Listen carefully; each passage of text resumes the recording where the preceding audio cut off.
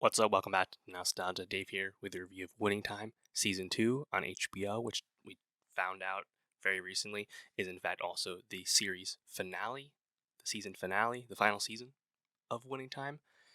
Yeah, didn't necessarily see that one coming going into Season 2, although I get it after having watched Season 2. Evidently, the final scene in the Season 2 finale was reshot in January, because HBO producers and executives and whatnot had kind of given the team a heads up that the ratings weren't really in the direction where renewal was happening, so they were able to insert a alternate final scene to give the series a little bit more closure. Yeah, Winning Time Season 2, in a sense, I would call this a disappointment. It's not as strong as Season 1, broadly. On the other hand, I think the show was just entertaining and fun. Just, it's very well cast. Kareem and Magic, yeah, they nail those roles, and they did. Quincy Isaiah's magic is very good. But I think the dramatic interests of the show left a little bit to be desired with Season 2. Season 2 also features some kind of strange time skips where we skip like 18-month periods kind of out of the blue at the time, and the character development doesn't really follow suit with that. That was a bit disappointing to me. We spent a lot of time with the burgeoning relationship between Cookie and Magic, primarily with these phone conversations in personal rooms, one-on-one phone conversations, and it's like there's not a whole lot of tension with that, because if you know the story, of course you know that Magic and Cookie do end up together, but not for like another 10 years. And I don't know, it just kind of felt distracting. I feel like Season 2 had a lot of storylines thrown in there, a lot of characters in the ensemble that had to be serviced, and there just wasn't enough focus on kind of developing what you did have. A bit disappointing. It's not, on one hand, like, there's stuff that's interesting, right? Like Paul Westhead getting canned, and the rise of Pat Riley, right? Pat Riley, the legend that he is today. These are the humble beginnings of him as a coach. The stuff with him and Magic, pretty good.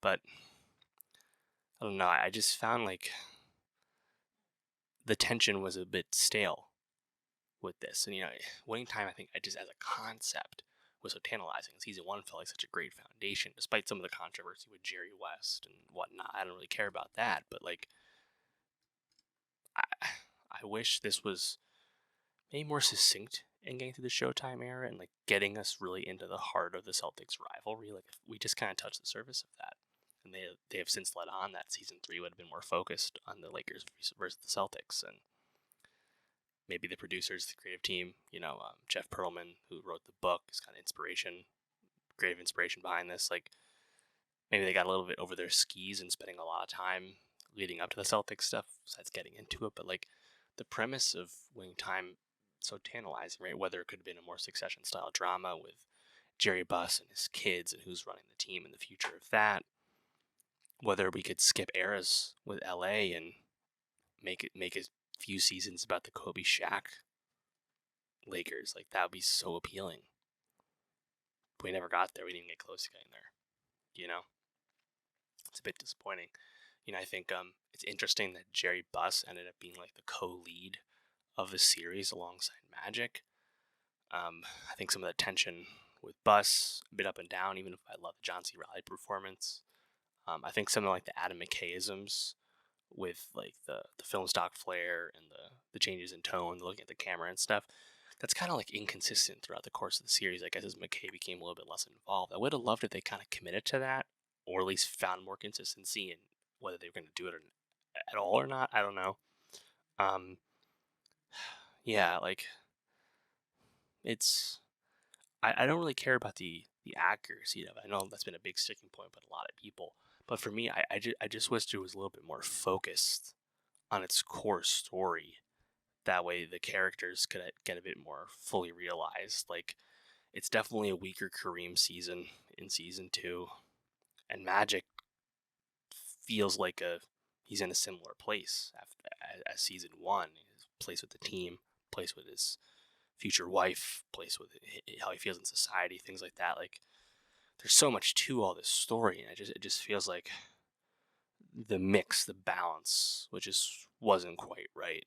So, yeah, as a result, the show got canceled. I mean, I remarked at the time that I didn't think season 2 was coming out at an especially pristine time. Of course, coming out during the strikes, lack of promotion is one thing, but it's coming out early August, ending in late September. Just kind of a weird window to have a prestige HBO Sunday night show, given that season 1 was early in the year release when it came out. So I don't want to say it got buried, but it didn't. I don't feel like the show got set up to succeed necessarily. And of course, as I've been saying, it didn't really help itself too much. So the ratings were cited as the chief reason why it didn't continue, which I guess makes sense given how we know about how Warner Bros. Discovery is operating these days. Perry Mason was canceled after 2 seasons as well. It's kind of a similar thought.